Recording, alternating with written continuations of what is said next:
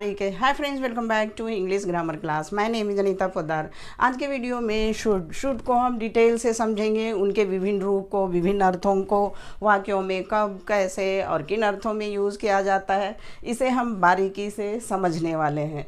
तो जैसा कि आप जानते हैं, शुड ये मॉडल ऑक्सिलरी वर्ब है, यानी मेन वर्ब के साथ हम हेल्पिंग वर्ब के रूप में यूज़ करते हैं, जिसका अर्थ होता है चाहिए। और यहाँ देख सकते हैं शुड का विभिन्न रूप दिए गए हैं। आपको बारी बारी से समझाती हूँ। शुड का अकेला अर्थ होता है चाहिए।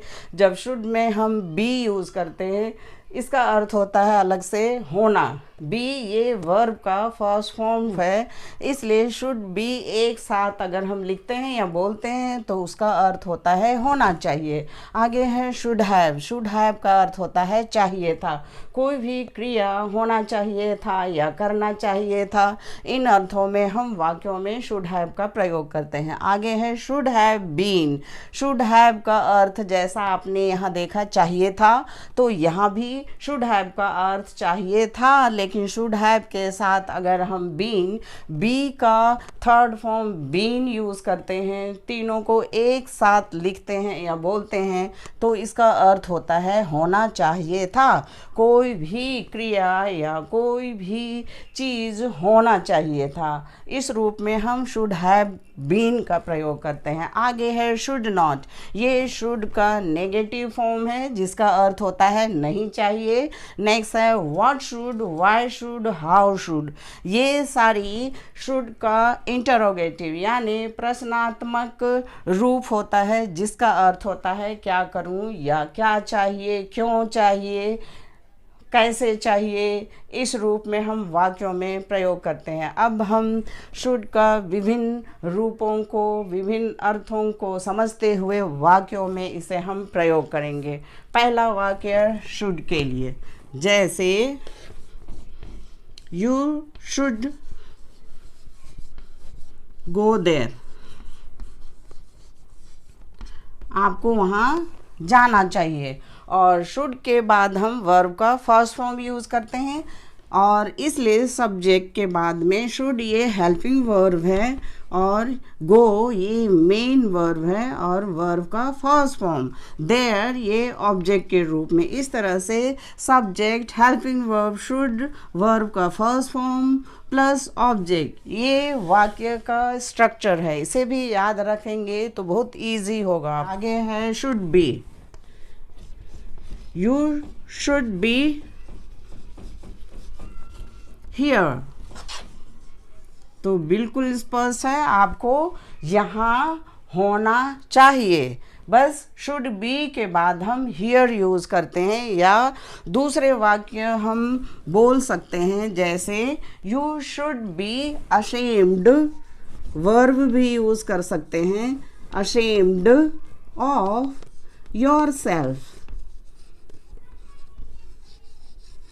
तुम्हें अपने आप में लज्जा होनी चाहिए या शर्म आनी चाहिए। तो यहाँ शुड बी का अर्थ होता है होना चाहिए। अगर हम वर्ब यूज़ करते हैं तो शर्म आनी चाहिए या होनी चाहिए। नेक्स्ट है शुड हैव, चाहिए था। शुड हैव के साथ वर्ब का थर्ड फॉर्म यूज़ करते हैं, जैसे यू शुड हैव गॉन।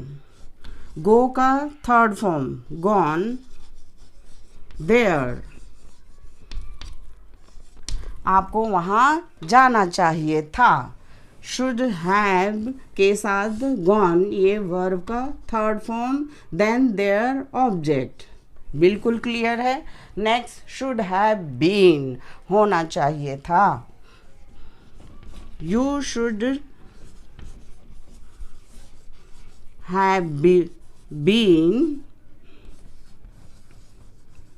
और डॉक्टर या फिर एन इंजीनियर कह सकते हैं, या फिर अ मजिशियन और टीचर। आपको एक डॉक्टर होना चाहिए था, आपको एक टीचर होना चाहिए था, आपको एक मजिशियन होना चाहिए था, आपको एक साइंटिस्ट होना चाहिए था। तो आप यहाँ सब्जेक्ट के बाद शुड हैव बीन के बाद आप ऑब्जेक्ट कुछ भी लगा सकते हैं, ये आपकी मर्जी है। नेक्स्ट है should not, you shouldn't. Should not का शॉर्ट फॉर्म होता है शुडंट गो देयर, आपको वहाँ नहीं जाना चाहिए। तो यहाँ शुड अकेला है और नेगेटिव रूप है और वर्ब का फर्स्ट फॉर्म ही यूज़ किया जाता है, आपको हमेशा याद रखना है। ये शुड के बाद में हम वर्ब का फर्स्ट फॉर्म ही यूज़ करते हैं। You should not go there. आगे है व्हाट शुड, ये इंटरोगेटिव सेंटेंस है। What should I do now,